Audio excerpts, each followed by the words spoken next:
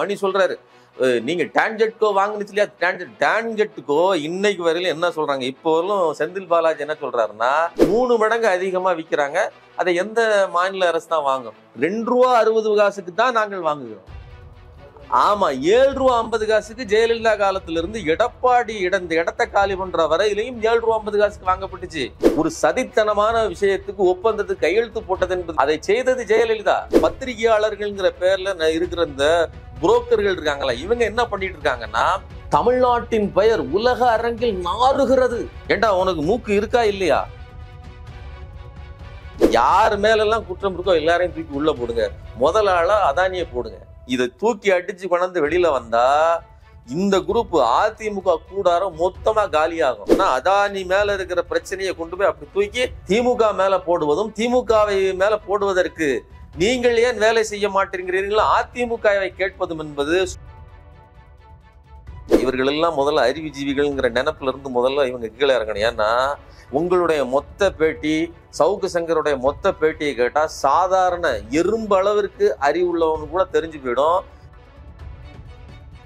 மணிக்கு எங்க வாங்கினாரு, எங்க மணி வாங்கினாரு அப்படிங்கிறது நமக்கு தெரியல. ஏன்னா அவர் செய்கிற வேலை என்பது முழுக்க முழுக்க அதானியை பாதுகாக்கிற வேலை செய்யறார். அதானி வீசிய ஒற்றை பருக்கையில் அவர் வாயிலும் கொஞ்சம் வந்து விழுந்திருக்கிறது.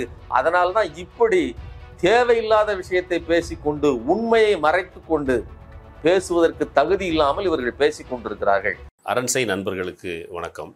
அரண்சை ஊடகம் சுயேட்சையாக இயங்குவதற்காகவே உருவாக்கப்பட்டது. நாம் செய்கிற வேலை உண்மையிலேயே மக்களுக்காக செய்கிறோம் என்பதை நீங்கள் நம்பினால், வாய்ப்பு இருந்தால் இந்த ரேசர் பே QR கோடுக்குள்ளே நீங்கள் அதை ஸ்கேன் பண்ணி எங்களுக்கு உங்களால் இயன்றதை விருப்பம் இருந்தால் ஆதரவு தெரிவிக்கலாம். அரண்சை நேயர்களுக்கு வணக்கம். நான் மதன் அறிவழகன். இன்றைய நமது சிறப்பு விருந்தினர் தோழர் சுமன் கவி அவர்கள்.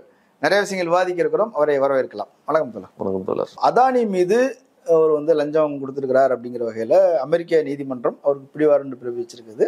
சூரிய ஒளி மின்சாரத்தை விற்பனை செய்வதற்காக 5 மாநில அதிகாரிகளுக்கு ஒரு லஞ்சம் கொடுத்திருக்கிறார். தமிழ்நாடு, ஒரிசா, அதுக்கப்புறம் ஜம்மு காஷ்மீர், ஜார்க்கண்ட், நிறையா சொல்லியிருக்கிறாங்க. ஆந்திரா வரைக்கும் இருக்குது. ஆந்திராவில் முதலமைச்சரே சந்தித்து அவர் பேசினாருங்கிற வரைக்கும் சொல்லியிருக்கிறாங்க. ஆனால் தமிழ்நாடும் இந்த லிஸ்ட்டில் இருக்குது அப்படின்னும் போது தமிழ்நாடு குறித்து ஏன் பேசலை, திமுக அரசு குறித்து ஏன் விமர்சனம் பண்ணுறதில்ல, எல்லா ஊடகவியலாளர்களும் மூடி மறைக்கிறாங்களா, அப்படியான விமர்சனங்கள் வருது. எப்படி பார்க்கிறீங்க? இல்லை, முதல்ல அலிகேஷனுடைய ஆரம்ப புள்ளியை பார்க்கணும். உலக முதலாளிகள், உலகத்துக்கே நாங்கள் தான் முதலாளி, நாங்கள் தான் வைத்ததான் சட்டம்னு நினைக்கக்கூடிய ஒரு நாட்டில் போய் ஒரு இந்திய முதலாளி ஜோப்படி வித்தை பண்ணிட்டு வந்திருக்காருங்கிறது தான் பிட்பாக்கெட் அடிச்சுட்டு, அதாவது அவங்கள கண்ணை மறைச்சி பெரும் பணத்தை திருடிட்டு வந்திருக்காருங்கிறது தான் ஒரு பெரிய பிரச்சனை. இப்போ நீங்கள் இங்கே காசு கொடுத்ததெல்லாம் தாண்டி ஊரையே ஏமாத்துற ஒரு மகாபெரிய கொள்ளைக்காரன்ட்ட போய் அவன் பாக்கெட்லேருந்து ஒரு 2000 கோடி, அது 16,000 கோடி ரூபாய் திருடிட்டு வந்திருக்காப்புல. அங்கே நீங்கள் பாண்டு பத்திரங்கள் போட்டு விற்கிறது வழக்கம். இங்கே நம்ம கடன் பத்திரங்கள் இருக்கிறோம் இல்லையா, அதே மாதிரி அங்கே விற்கிறது வழக்கம். அப்படி இவர் விற்கிறாரு. எந்த அடிப்படையில் விற்கிறாரு அப்படின்னா, இந்தியாங்கிற மொத்த மார்க்கெட்டுமே என் கையில் தான் இருக்குது, கிரீன் எனர்ஜிக்கு நான் தான் சோர்ஸு அப்படின்னு சொல்லி தான் விற்கிறாங்க. இது பல மடங்கு அதாவது லட்சக்கணக்கான கோடி ரூபாய் லாபம் தரக்கூடிய ஒரு பிஸ்னஸ் அப்படின்னு சொல்றாங்க. இன்னும் கூடுதலா மோசம் என்ன அப்படின்னா, இந்த அதானிங்கிற நபர் எக்காலத்திலையும் நேரடியாக தொழில் பண்றது கிடையாது. ஒரு தொழில் பண்ணி அதுல விளைச்சலை எடுத்து அதை விற்று அதில் லாபம் பார்க்கக்கூடிய நபர் கிடையாது. அதுக்காகவே ஒரு கம்பெனி வச்சிருக்காரு, அசூர் பவர்னு சொல்லி, அதோட டைஅப். அவன் தான் இந்த மின்சாரத்தை இது பண்ணி உற்பத்தி பண்ணி எல்லா பக்கத்துக்கும் டிஸ்ட்ரிபியூட் பண்ண போறது அவன் தான். கீழே வரையிலும் டிஸ்ட்ரிபியூட் பண்ணி சேர்க்கறதுக்கு இந்திய ஒன்றிய அரசாங்கம் ஒரு செட்டப் உருவாக்கி வச்சிருக்குது. அதாவது மின்சாரத்தை வாங்கி மின்சாரத்தை விநியோகம் பண்றது, இதுக்கு ஒரு இடைத்தரகர் மாதிரி ஒரு அமைப்பு, solar energy corporation of India அப்படிங்கிற அந்த அமைப்பு வச்சிருக்காங்க. ஸோ இந்த சோலார் எனர்ஜி கார்பரேஷன் ஆஃப் இந்தியாங்கிறது ஒரு அரசு அமைப்பு, அது அரசு கண்காணிப்புக்கு உட்பட்ட ஒரு அமைப்பு. தனியார்கிட்ட வாங்கி அரசாங்கத்தை விநியோகம் பண்ணுவாங்க. அதானியை பொறுத்தவரை அவருடைய வளர்ச்சிங்கிறது இந்த கமிஷன் பண்ணுகிற வேலையிலேயே தான். 2 பேரை கனெக்ட் பண்ணணும், அரசாங்கத்தை கையில் வச்சுக்கிட்டு கழுத்தை அறுத்து காசு பார்க்கணும். ஒரு முட்டையிடும், அது ரொம்ப காலத்துக்கு முட்டையை விற்று காசு பார்க்கணும்ல, ஒரே நாளையில கழுத்தா இருக்கிறான், வாத்துக்கறி வைக்கிறான். இதுதான் அந்த பிசினஸ் மாடல். அதை இவர் ஃபாலோ பண்ணிட்டு இருக்காரு. இது இன்றைக்கு அம்பலமாகி இருக்கிறது. என்ன அப்படின்னா, இவர் கொடுக்குற அந்த கிரீன் எனர்ஜி நார்மலா இங்க ஒரு யூனிட் மின்சாரம்ங்கிறது 2.25 ரூபாய், 2 ரூபா 60 பைசாக்கு வாங்கிட்டு இருக்காங்க. ஆனா இவங்க என்ன பண்றாங்க அப்படின்னா 7 ரூபா 50 காசுக்கு அதை விற்கிறாங்க. ஸோ 3 மடங்கு அதிகமா விற்கிறாங்க. அதை எந்த மாநில அரசு தான் வாங்கும்? ஒவ்வொரு மாநிலத்துக்கும் ஒரு இது இருக்கு. நமக்கிட்ட வந்து இங்க டான்ஜெட்கோ அப்படிங்கிறது இருக்குன்னா, ஒவ்வொரு மாநிலத்துக்கும் அந்த மின் பகிர்மான கழகம்னு ஒன்று இருக்குது. அவர்கள் அதை வாங்குறாங்க. வாங்கும்போது பல யோசனை யோசிப்பாங்க. ஏன்னா இது வெறுமனே கையெழுத்து போடுறது இல்லை. நாளைக்கு எத்தனை வருடங்களுக்கு நீங்க கையெழுத்து போடுறீங்களோ அத்தனை வருடங்களுக்கு நீங்க மக்கள் தலையில கொண்டு போய் அதை இருத்த வேண்டி இருக்கும். குறிப்பிட்ட காலத்துக்கு விலையும் ஏற்றணும். ஆமா, விலை ஏற்றணும். ஆனா இவங்க அதெல்லாம் என்ன பண்றாங்கன்னா, உதயமின் திட்டத்திலே அவங்க ஏற்கனவே முடிச்சிட்டாங்க. என்ன முடிச்சிட்டாங்க அப்படின்னா, நீங்க வந்து நினைத்த நேரம் விலை ஏற்றிக்கலாம். இது யாரு சொல்றா? மோடி ஐயா தான் சொல்றாரு. அதானிங்கிற ஒரு மிகப்பெரிய கொள்ளைக்காரனை நேரடியாக அவர் கொள்ளையடிக்கிறதுக்கு நான் வீட்டை திறந்து விட்டுட்டு நாம வந்து கொள்ளைக்காரன் வரக்கூடாதுன்னு சொல்லி தடுத்து வச்சிருப்போம். புதிய புதிய பீரோல், கோதரேஜ் பீரோல வாங்கி மூடி வச்சிருப்போம். ஆனா வீட்டை திறந்து விட்டு வந்து அடிச்சுட்டு போன்னு சொல்லுகிறாருன்னா, அப்படிப்பட்ட ஒரு மோசமான தலைமையை நான் மேல வச்சிருக்கிறோம். நீங்க அதெல்லாம் விமர்சனம் பண்றதெல்லாம் சரிதான். இப்ப கேள்வி என்னன்னா, தமிழ்நாடு அரசு குறித்து கம்ப்ளைண்ட் வருது. இப்போ பத்திரிகையாளர் மணி ஓப்பனா சொல்றாரு, எதிர்கட்சி பேசல. அப்புறம் சீமான் அவரும் பேச மாட்டேன்றாரு. விஜய் புதுசா வந்திருக்கிறாரு, அவரும் பேச மாட்டேன்றாரு. எடப்பாடி பேசவே மாட்டேன்றாரு. திமுக தரப்புல பதிலும் சொல்ல மாட்டேன்றாங்க. அப்போ நீங்க ஒரு கவர்மெண்ட் மேல ஒரு நேரடியாக குற்றச்சாட்டு வந்திருக்குது. முதலமைச்சரே வந்து அதானி சந்திச்சிருக்கிறாருன்னா சொல்றாங்க. அதுக்கு பதில் சொல்லுங்கன்றாங்களே. மணிக்கு எங்க வாங்கினாரு, என்ன மணி வாங்கினாரு அப்படிங்கிறது நமக்கு தெரியல. ஏன்னா அவர் செய்கிற வேலை என்பது முழுக்க முழுக்க அதானியை பாதுகாக்கிற வேலை செய்யறாரு. குற்றச்சாட்டு நியாயமானது. அதாவது ஒரு விஷயம் உறுதியாயிட்டு என்னன்னா, அதானி குற்றவாளி, அதுல மாற்று கருத்து இல்ல. அதை அப்படி வச்சிருவோம். குற்றவாளின்னு சொல்லக்கூடாது. சாட்டப்பட்டவர் பின்னாடி குற்றம் சாட்டப்பட்டவர்னு அவரை பாதுகாப்பதில் எவ்வளவு அக்கறையாக இருக்கிறாரோ, அதை விட மோசமா என்ன பண்றாப்புலன்னா, லஞ்சம் நீ வாங்கினியா வாங்கலையா, அதானிக்கு உனக்கு என்ன சம்பந்தம், இதை மீண்டும் மீண்டும் மீண்டும் கேட்கிறாரு. இங்க அதானிங்கிற ஒரு நபர் ஒரு விஷச்செடி மாதிரி, ஒரு வீட்டுக்கு மேல நான் வளர்ந்த ஆலமரம் மாதிரி வளர்ந்து இந்த நாட்டையே அழிச்சுக்கிட்டு இருக்கிறாரு. இது மக்களுக்கு முதல்ல தெளிவா புரியணும். அதனுடைய ஒரு முற்றிய விளைவு தான் இந்த 2000 கோடி ரூபாய். இந்த 2000 கோடி ரூபாய் கையூட்டு மட்டும் இல்லை. நான் என்ன கேட்கிறேன், 2000 கோடி ரூபாய் என்ன பண்றாங்க, இந்த SECIங்கிற அமைப்பு, அரசு அமைப்பு கிட்ட கொடுத்து இந்த பணத்தை எல்லாம் நீங்க கையில திணிச்சு இவங்களை வாங்க வைங்க, ஒப்பந்தங்களில் கையெழுத்திட வையுங்கள் அப்படின்னு நிர்பந்திக்கிறாங்க. அப்படி நிர்பந்திக்கப்பட்டதில் அதிகமாக வந்து கையூட்டு பெற்றவர்கள் யார் அப்படின்னா, இந்த ஆந்திர பிரதேசத்தினுடைய அதிகாரிகள். அதுல வந்து முதல்வர் பேரே வருது. ஏன்னா எல்லையற்ற பணம். இப்போ 2200 கோடி ரூபாய் வந்து அவங்க பணம் கொடுத்ததாக சொல்லப்படுது இல்லையா, அந்த பணத்தில் 1750 கோடி ரூபாய் ஆந்திராவுக்கு மட்டும். ஏன் அப்படின்னா, இவர்கள் தயாரிக்கக்கூடிய 12 ஜிகாவாட் மின்சாரத்தில் 7 ஜிகாவாட்டை நாங்களே வாங்கிக்கிடுறோம். கையூட்டு பெறப்பட்ட தொகையே 2000 கோடினா எத்தனாயிரம் கோடிக்கு டிரான்சாக்சன் நடக்கும்னு பாத்துக்கோங்க. அவ்வளோ பணத்தை உருவுறதுக்காக அவ்வளோ பணம் பெறுமதி உள்ள பொருள் தான் இந்த 12 ஜிகாவாட்.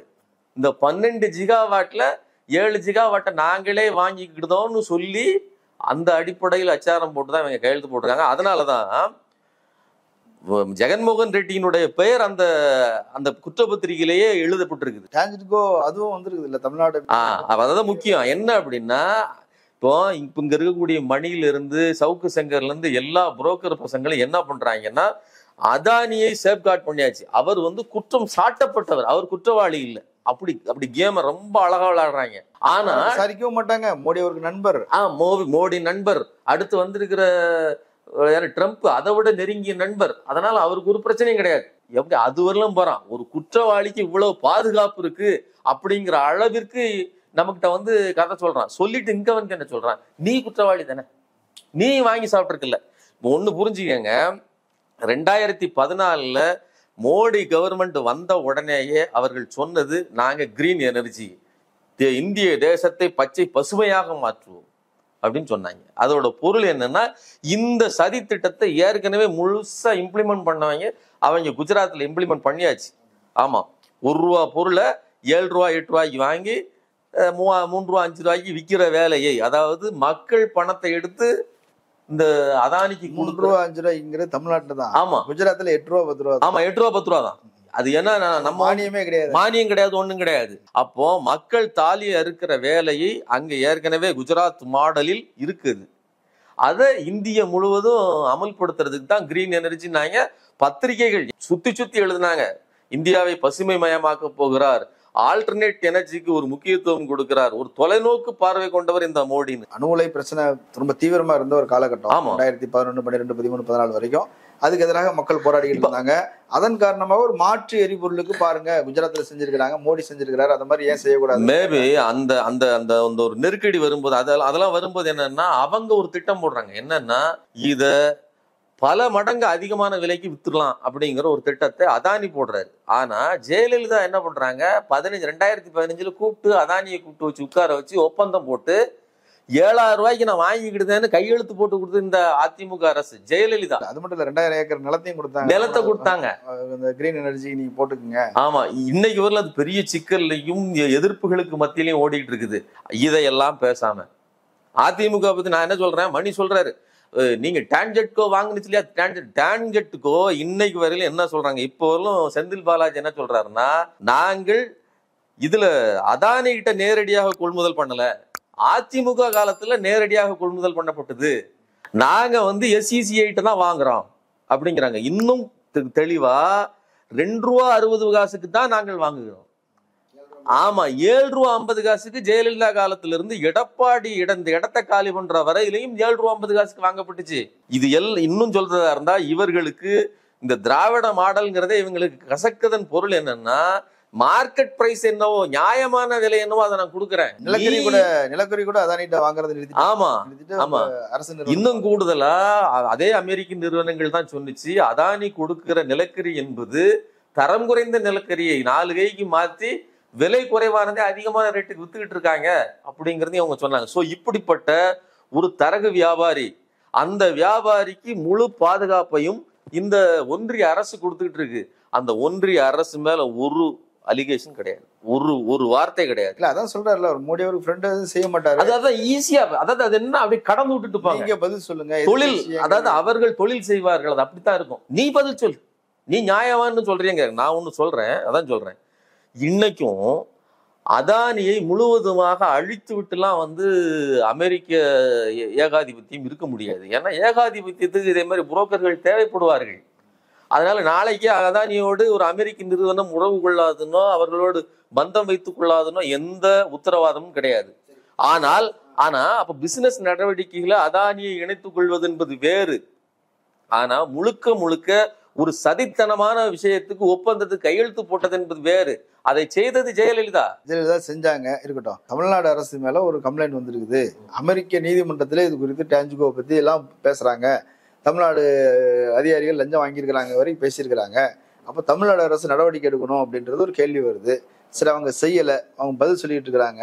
அதிமுக அதுவாவது விமர்சனம் பண்ணியிருந்திருக்கலாம்ல, அவங்க ஏன் எதுவும் விமர்சனம் பண்றதுலன்னு கேக்குறாங்களே. இவர்கள் விமர்சனம் பண்ணலங்கிறத தாண்டி இவ்வளவு பெரிய அலிகேஷன் இருக்குல்ல, அதானியை பிடிச்சி இழுத்துட்டு போங்க.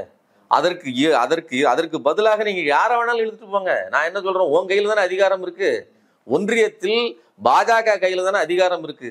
உண்மையிலேயே நீங்கள் அங்க சொல்லிட்டான், அமெரிக்காவில் ஒரு கைது வாரண்ட்டை பிறப்பிச்சாச்சு, இவரை நீங்க கைது பண்ணி இவரை இழுத்துட்டு போன மாதிரி நீங்க இழுத்துட்டு போங்க. மற்ற அதிகாரிகள் யார் பணம் வாங்கினாங்களோ அவங்களுக்குள்ள இழுத்துட்டு போங்க.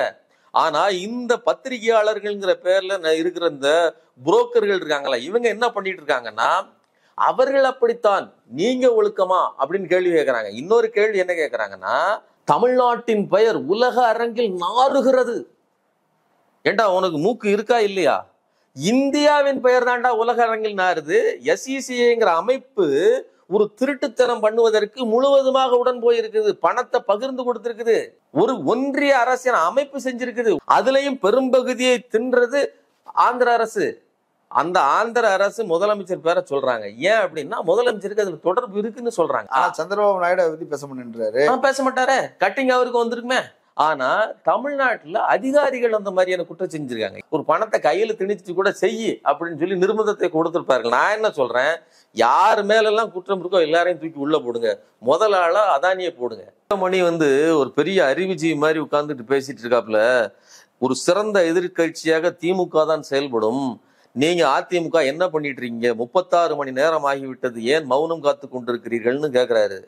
ஒன்னு சொல்றேன், இவர்கள் எல்லாம் முதல்ல அறிவுஜீவிகள்ங்கிற நினைப்புல இருந்து முதல்ல இவங்க கீழே இறங்கணும். ஏன்னா இப்படி ஒரு பிரச்சனையே இன்னும் கம்பி கிளறுனா அதிமுக அதுல இந்த இவர்கள் கூட்டம் மொத்தமா அடிவிடுவாங்க. ஏன்னா இவங்க அம்மா காலத்துலதான் ஒப்பந்தங்கள் போடப்பட்டிருக்குது, நிலங்கள் கையகப்படுத்தப்பட்டிருக்குது, அதானியோடு நேரடியாக சந்தித்ததற்கான எல்லா இதுவும் இருக்குது. இவர்கள் 2000 ரூபாய் பொருளை 7000 ரூபாய்க்கு வாங்கியிருக்காங்கிற தகவல்கள் இருக்கு. அப்போ இதை தூக்கி அடிச்சு கொண்டாந்து வெளியில வந்தா இந்த குரூப் அதிமுக கூடாரம் மொத்தமா காலியாகும். நீ இங்க இப்ப என்ன பிரச்சனைன்னா, அதானி மேல இருக்கிற பிரச்சனையை கொண்டு போய் அப்படி தூக்கி திமுக மேல போடுவதும், திமுகவை மேல போடுவதற்கு நீங்கள் ஏன் வேலை செய்ய மாட்டேங்கிறீர்கள் அதிமுகவை கேட்பதும் என்பது சொந்த காசில் சூனியம் வைத்துக் கொள்கிற வேலை. அதை அதிமுக செய்யாது. நீங்க இன்னும் கூடுதலா சொல்றேன், உங்களுடைய மொத்த பேட்டி, சவுக்கு சங்கருடைய மொத்த பேட்டியை கேட்டா சாதாரண எறும்பு அளவிற்கு அறிவுள்ளவனு கூட தெரிஞ்சு போயிடும். ஏன் இவங்க அதானிங்கிற ஒரு அயோக்கியனை விட்டுட்டு இந்த சின்னதா, அதாவது பலன் பெற்ற இங்கோடி மாட்டிக்கிட்ட இவர்களை இவ்வளவு கவனமாக வெறிகுண்டு அடிக்கிறார்கள்? ஏன்னா அவ்வளவு டீட்டெயில் நீங்களே சொல்றீங்க. அதானி மேலதான் கேஸே. இந்த நாட்டுக்கு பேரை கெடுத்ததில் அதானி தான் முக்கியமான நபரை. அவரை விட்டுட்டு சம்பந்தமே இல்லாம டான்ஜெட்கோ இங்க இருக்கிறது, அதுதான் ஒப்பந்தம் போட்டிருக்கிறது, டான்ஜெட்கோவின் பெயர் அங்கு அமெரிக்காவில் நாறுகிறதுன்னு பேசுவது அந்த மொத்த பேட்டியிலேயுமே அயோக்கியத்தனமான ஒரு இடம். இது மனசாட்சி உள்ள நேர்மை. சங்கிகள் பார்த்துட்டு கை தட்டுவாங்க, 1.5 லட்சம் வியூ போறது விஷயம் இல்லை. சங்கி ஃபுல்லா ஏற்கனவே முன்முடிவோடு பார்க்கிறான். வெகு மக்கள்கிட்ட எடுத்துட்டு போங்க, உங்க எல்லாத்தையும் மக்கள் காலி பண்ணி விட்டு விடுவார்கள். அப்ப அந்த நாத்தம் வந்துடக்கூடாதுங்கிறதுக்காக தான் அவங்க மூடிட்டு இருக்காங்க அப்படிங்கிறதா உண்மை. இப்போ அதிமுக பேசல, மற்ற கட்சிகளுக்கு என்ன? நான் தான் 3வது பெரிய கட்சின்னு சொல்லக்கூடிய சீமான் ஏன் பேச மாட்டேன்றாரு, விஜய் ஏன் பேச மாட்டேன்றாரு? சீமான் பேசுறதுல அந்த ஆளுக்கு தன் கட்சி இன்னைக்கு பாதுகாக்கிறதுலயே நேரம் போயிருக்கு. அதானியை நான் ஒழிக்கிறதுக்காக தான் நான் திருவொற்றியூர்ல நிக்கிறேன்னு சொன்னாரு. அதானி ஒழிக்கிறதுக்கா? அவரால் விஜயலட்சுமியை கூட ஒழிக்க முடியாது அப்படிங்கிறது தான் அவருடைய வாழ்க்கை சொல்லுகிற பாடம்.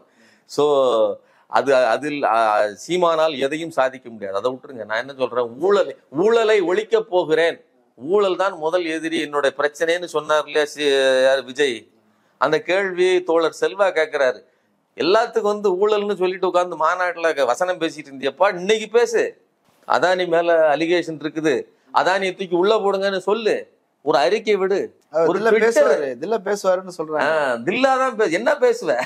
அப்போ இங்கு எல்லோருமே ஒரு மிகப்பெரிய வலைப்பின்னலுக்குள் கட்டப்பட்டிருக்கிறார்கள்.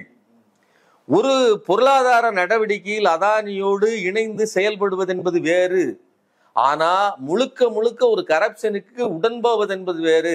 அந்த வேலையை பாஜக, அதுவும் குறிப்பா மோடி தான் செய்கிறார். பாஜகவுக்கு இதுல உடன்பாடு இருக்குமாங்கிறது எங்களுக்கு தெரியாது. இன்னும் கூடுதலா சொல்றேன், உலக அரங்கில் இந்திய நாட்டின் மானத்தை காவு கொடுத்தது இந்த ஒன்றிய பாஜக அரசு. நாரடிச்சிட்டாங்க. இந்தியாவினுடைய மானம் நாறிக்கொண்டிருக்கிறது.